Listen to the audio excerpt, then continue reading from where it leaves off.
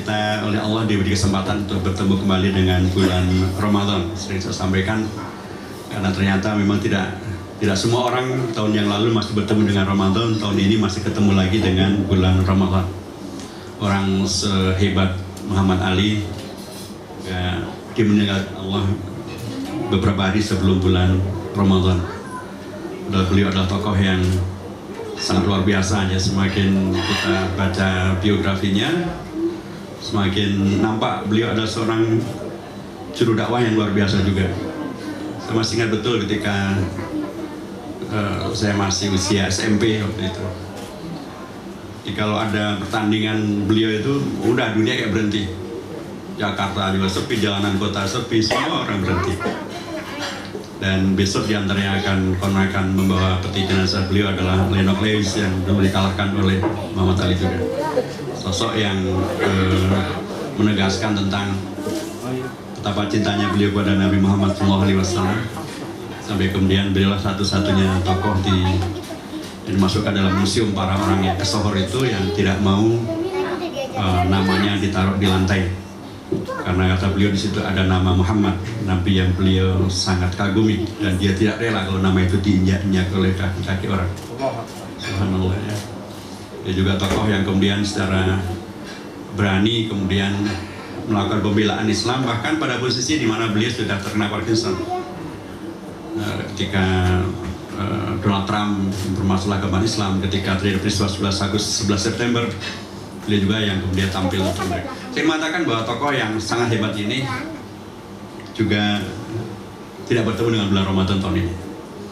Tokoh yang juga sangat hebat, Prof. Kiai Haji Ali Mustafa Yaakob itu tokoh yang luar biasa hebat. Ilmunya, amalnya, keteladanannya, Allah wafatkan juga. Prof. Tuti Alawiyah juga diwafatkan Allah. Tokoh yang membangkitkan kaum ibu dengan majelis taklimnya diwafatkan oleh Allah. Ya, mereka diwafatkan oleh Allah dalam posisi insya Allah bekalnya sudah sangat banyak. Nah, kita oleh Allah diberi kesempatan untuk ketemu lagi dengan bulan Ramadan untuk menambah bekal. Fatazawwadu fa inna khairaz zadi at-taqwa.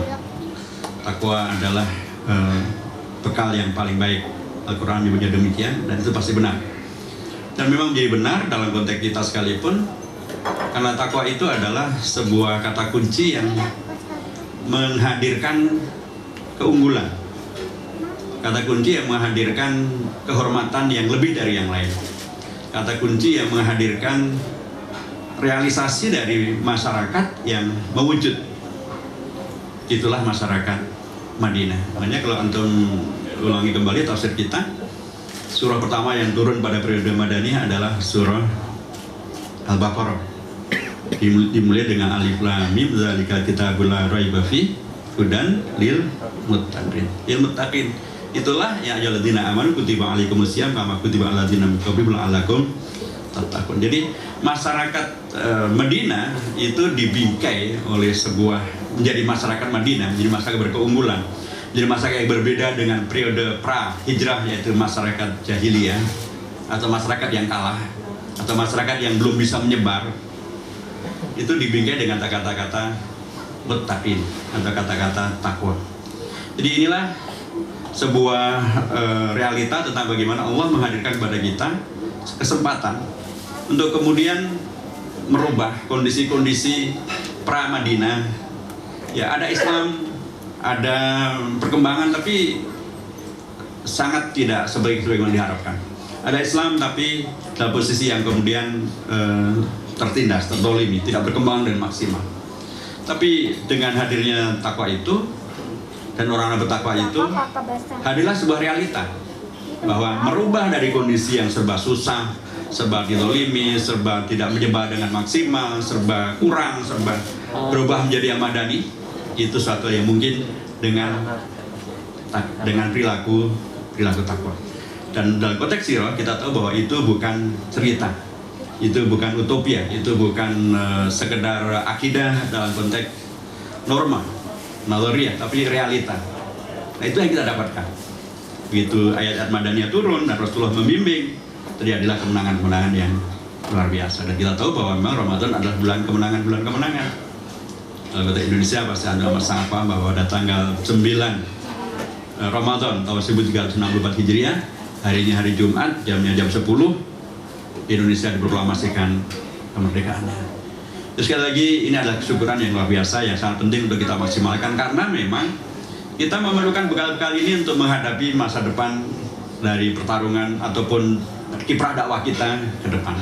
Baik itu terkait dengan permasalahan yang hubungannya dengan Pilkada 2017 maupun hubungannya dengan apalagi Pileg dan Pilpres 2019 yang akan serentak itu, dengan beragam perkembangan peraturan-peraturan yang ada, dengan juga beragam perkembangan yang terjadi dalam konteks negara maupun dalam konteks global, termasuk juga perkembangan dakwah di tingkat internasional.